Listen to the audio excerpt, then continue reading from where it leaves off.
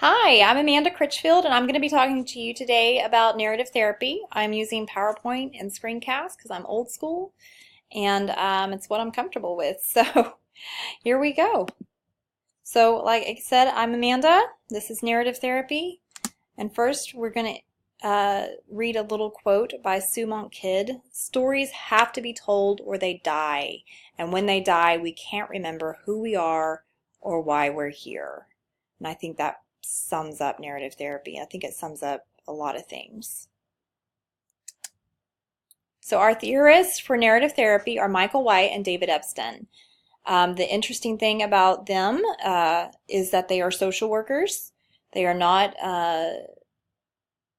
psychologists, and they didn't describe to a lot of the theories that psychology provided. In fact, narrative therapy is embedded in anthropology, sociology, and philosophy rather than psychology.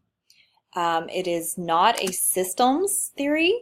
It is based on social constructivism. So, in essence, there is no reality. There's only stories that we have about reality. And instead of personalities organizing a person, which is a typical psychological approach, stories is what organize a person. So at the very base of narrative therapy is discourse. We have discourse about everything throughout our lives. In fact, every part of our lives is, at the foundation of it, has a discourse. There's political discourses, there's gender discourses, there's religious discourses. Every opinion you have is a discourse about something. How we see ourselves is influenced by professional as well as institutional discourses. Narrative therapy believes that we have the ability to make meaning as well as rewrite or reauthor the meaning of our past events.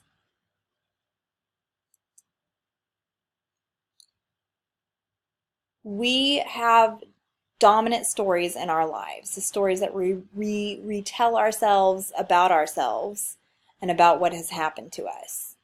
So dominant stories come from lived experiences that are interpreted and then turned into either thin descriptions or thick descriptions. So a thin description is a surface description of a complex human emotion and interaction. You can be bad, lazy, dysfunctional. It's very transparent, very cut and dry, simple. This is who you are. And it can apply to the whole family or it can apply to an individual. So it's easy to say, well, they're just a dysfunctional family. That's a thin description. Almost always focuses on weaknesses. It's not an empowering term. We don't use thin descriptions to describe a hero or anything that would be empowering. It's often combated, this is our goal in narrative therapy, by creating an alternate story. We want to create thick descriptions. So clients must be able to describe their stories with rich detail. The role of a therapist in narrative therapy is not the expert. They take a non-knowing approach and they are investigative. They listen and they ask lots of questions. It does not interpret, diagnose, or intervene. It does encourage, ask, join with, and contribute to. So there are 5 stages of narrative therapy. First, you have the problem solving. Problem definition. We don't problem solve, right? We let the client create their own story about how the story goes, but we're not solving the problem. Second, we map the influence. Third, evaluate and justify. Fourth, identify some unique outcomes, something the client didn't see before. And fifth, we restory the whole thing. Some techniques used, very often you will see externalizing the problem.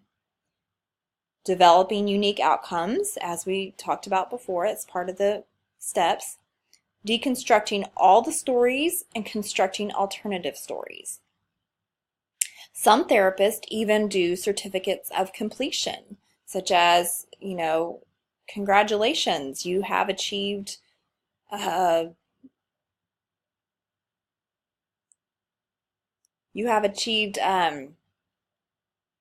I'm missing a word. Uh, you have conquered, I hate to say conquered, but you have conquered depression. You have conquered anxiety.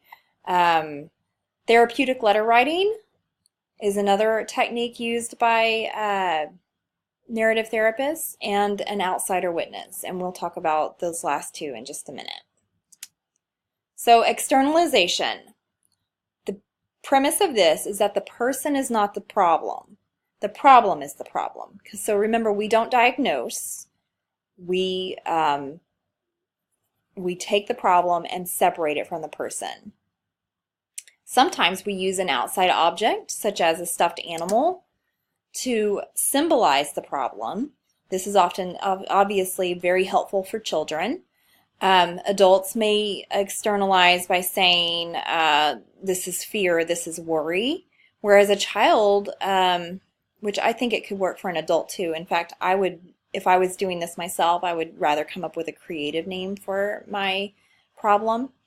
But an example would be the sleep thief, which was a 10-year-old girl who other psychologists would say had obsessive compulsive disorder. She couldn't say her prayers. She had to say them perfectly 10 times before she could fall asleep. And if she didn't, then she'd have to start over. And so what they did was the little girl labeled her problem the sleep thief because it kept her from sleeping. Another example is Michael White used is sneaky poo to describe encopresis in a young child. And those are just ways that you take the problem. It's not that the child has encopresis, it's that he has sneaky poo. And so now we attack sneaky poo instead of the child. And the whole family works on it. So therapeutic letter writing. This is not the client writing letters, it's actually the therapist writing letters to the client between sessions. They outline what was talked about in the session, some goals, some revelations, alternative stories. They serve to reinforce the narrative developed in the session. They say that one letter writing session equals 4 to 5 face-to-face sessions as far as how therapeutic it can be.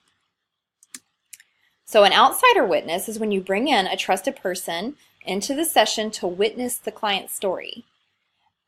Usually this person is either someone that they trust in the family, or it can be someone that the therapist has worked with before with similar issues. And the benefit of that is once the client has their story witnessed, the witness gives back their feedback on what they heard and then gives their story about how they experienced the same symptoms or problem. And that aids the client in feeling A, there's alternative stories, and B, they're not alone. So reauthoring is rewriting the dominant stories so as to reflect often neglected yet still significant details. So there's details inside every story that the client either forgets or overlooks or just doesn't think is important. And that's what we as therapists are going to be listening for. We want to find those details and highlight them, and Michael White called this sparkling. We would shine a sparkle on these details and bring them out and use those details to rewrite the story and build thicker descriptions. Michael White also used scaffolding, which is a step-by-step questioning, and it's used in mapping the influence. So when you work with families, the whole family needs to be free from totalization, diagnosis, and blame so that they can form an alliance against the problem. So it's unifying. A successful therapy ends by building a community or family, including the persons who have confronted the same problem in their lives. So that's where the outsider witness comes in very handy, because you can build a community of people who have conquered their problems by restoring their stories. All right, guys, I hope you learned something new. I certainly did, and I think it's a very interesting therapy, and I look forward to hearing any feedback. Y'all have a great day.